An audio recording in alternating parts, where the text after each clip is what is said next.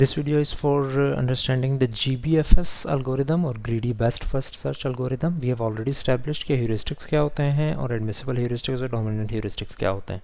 यहाँ पर हमने कुछ admissible heuristics लिखे हुए हैं इस ग्राफ के अकॉर्डिंगली.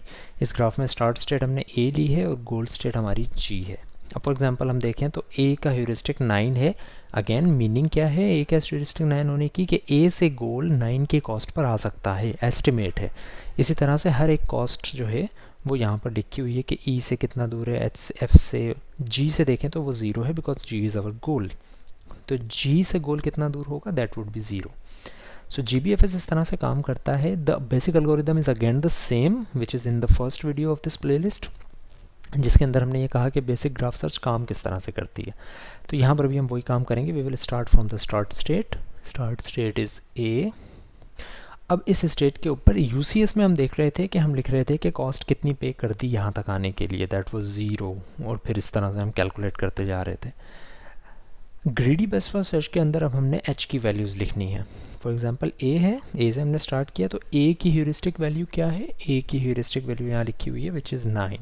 इसके ऊपर हमने लिख दिया 9. और यहाँ पर एल्गोरिदम एग्जैक्टली वैसे ही काम करेगा जैसे UCS काम करता था. क्या फ़र्क है कि सिर्फ ह्यूरिस्टिक आपने इस्तेमाल किया है एक्चुअल कॉस्ट के बजाय. यानी कि आप वही देखेंगे कि भाई सबसे कम कॉस्ट जिसकी आ रही है, सबसे कम ह्यूरिस्टिक जिसका आ रहा है, आप उसको एक्सपेंड करेंगे. अब यहाँ पर एक ही चॉइस है, फ्रंटियर है.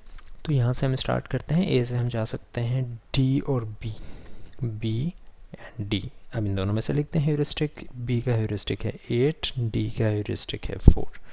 दोनों में से छोटा D का ह्यूरिस्टिक है तो D को एक्सपेंड करेंगे. D से हम जा सकते हैं सिर्फ K पर. K का ह्यूरिस्टिक है 3. 8 और 3 में से 3 इज़ लेसर तो 3 को K को एक्सपेंड करेंगे. K से हम सिर्फ जा सकते हैं G पर.